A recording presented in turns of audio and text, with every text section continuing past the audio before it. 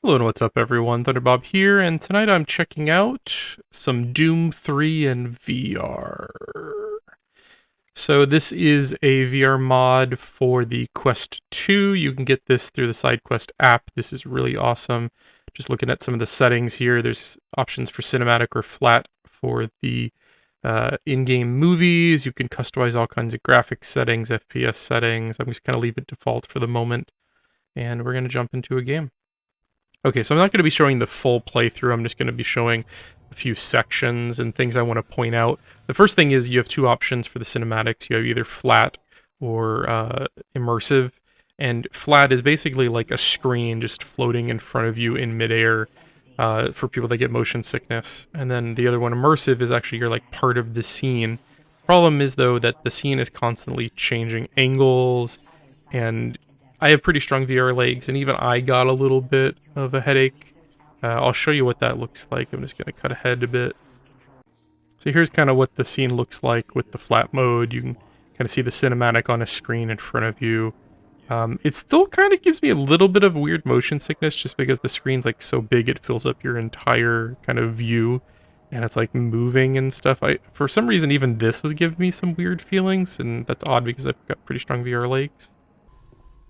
And then here's kind of what a immersive scene looks like. If you have that turned on, it's just randomly changing the angle that I'm looking at, and it's very disorienting. Sometimes the camera moves, sometimes it pans, sometimes it just jumps from one point to another, and I'm behind a wall over here. I have to like peek over the wall to see what's going on. It's just not a great experience. I feel like this is probably the weakest part of playing Doom 3 in VR. Is just them dealing with all the cinematics. Like, I almost wish there was a way just to cut it out and just jump into the action. So I'm just gonna jump right ahead into the gameplay. Like, a cinematic ended and it just goes right into you playing as the Doom guy. And right off the bat, like, there's some really cool things they've done with this mod.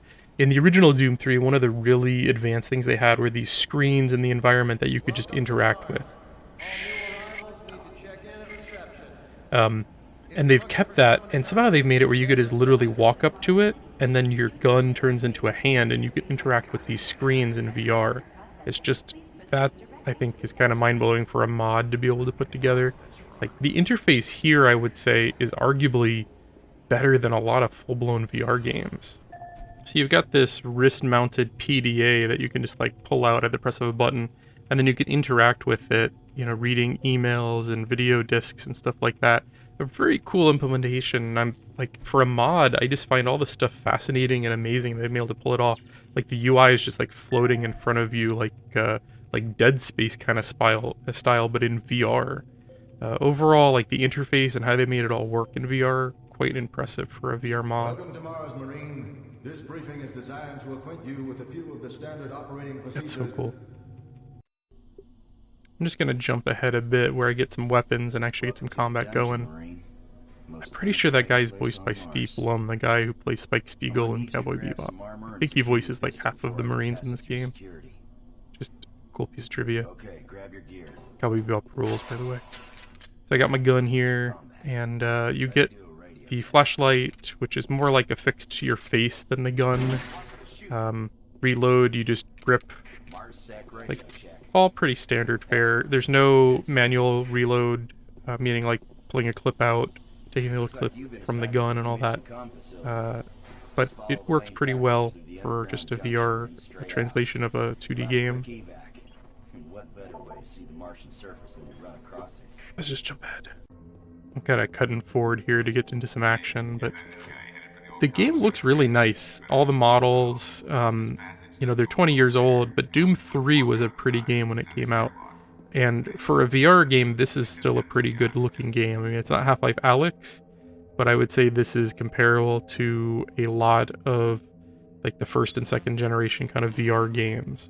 And it runs great on the Quest's built-in hardware. That was one thing I was kind of surprised at. It makes me hopeful that maybe we could get Half-Life 2 in VR running on the Quest directly, instead of having to run it through like PC VR, but that might be a bit much. But you go into some outside environments on Mars, there's a lot of interiors, just a lot of, you know, not great textures, but in VR they do okay. Like you can, because in the original game, all these screens you interacted with and you read text on them and stuff. It actually translates quite well in VR because of that, I think. Okay, so now we get into the actual meat of Doom 3 when shit goes wrong. So the demons have just taken over Mars.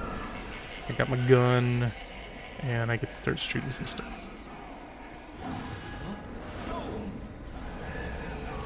And it's still a, pretty fun game.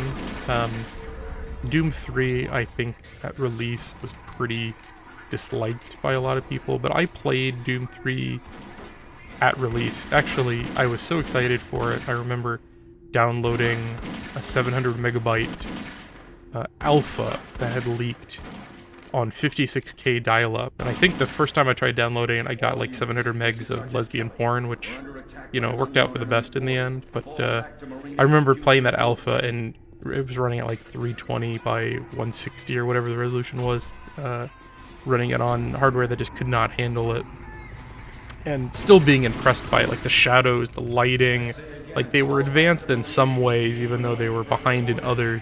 Overall, I think like Half-Life 2, which came out almost at the same time, was a better game.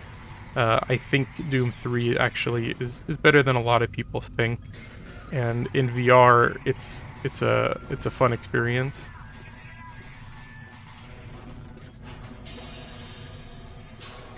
I think one reason a lot of people didn't like the original is because they were kind of going for more of like a horror thing than a straight up action experience. And it kind of works in VR. Like, I actually had a couple of jumps, like jump scares that were pretty effective. I would almost say this is like a VR horror game. It's not, as scary as some of the best horror games out there. But I definitely had a couple of moments where like the jump scares got me, the atmosphere and stuff, like that guy there when you're not expecting it. A little bit janky on the controls, jumping and maneuvering and stuff is not perfect. I know there's a secret back there, but I'm just gonna keep pushing. And also, there's like a reticule, like a red dot you can aim with. It's really hard to see in the environment. I think there might be a way to increase that crosshair in the settings somewhere, but I've not yet found it. This all like came back to me too, like another jump scare. If I didn't know that was there, I would have like jumped back, I know. The game still has the same problems the original did with like a lot of monster closets where enemies like spawn basically behind you, like they're not there until you hit a certain trigger and then suddenly they're there. And that was the same problem the original game had. It's less noticeable maybe in VR, or maybe more noticeable depending on how observant you are, but it's kind of bad game design, I would say, these days. Like, not a lot of games use like monster spawners. Usually it's like you can kind of see them coming through the environment, or they're waiting for you, that kind of thing. You have to figure out how to actually jump duck to get up there in VR. I think there's some secrets I wasn't able to get in my playthrough.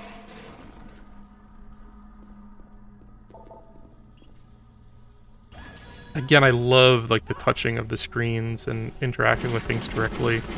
Just very well done in VR.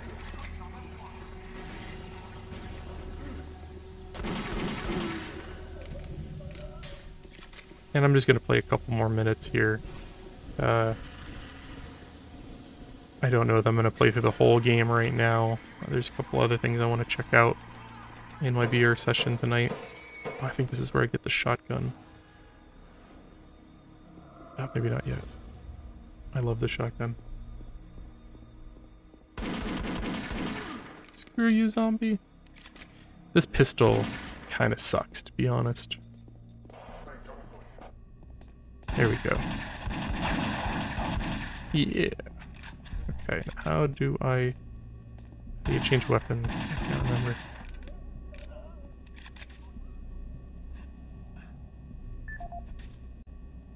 Okay, I figured out how to grip a gun with 2 hands. That's cool. If you use like the left grip, it kind of turns the gun, and then you just have to shift your hand in order to two-hand it. And switch weapon. Okay, it's up and down on the right stick. Okay. I think this is where you run into the... what is that other kind of weapon, enemy? Oh, this is so disorienting. I'm gonna have to turn on the flat cinematics. Like now it keeps teleporting me all over the place. And then it just drops you right back in with like no time to react or anything. And my gun is reloading. There we go. I love the shotgun. Damn it, another one.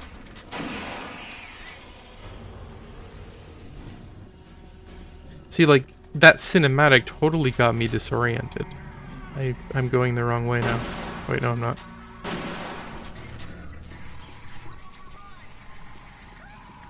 Definitely, the cinematics are probably the thing I like least about the experience in VR. Whoa, that was a cool gib. But overall, I'm highly impressed at what a mod group has been able to put together running on the Quest hardware. You know, this isn't PC VR, this is directly on the headset. Very limited hardware in there, and it just runs beautifully.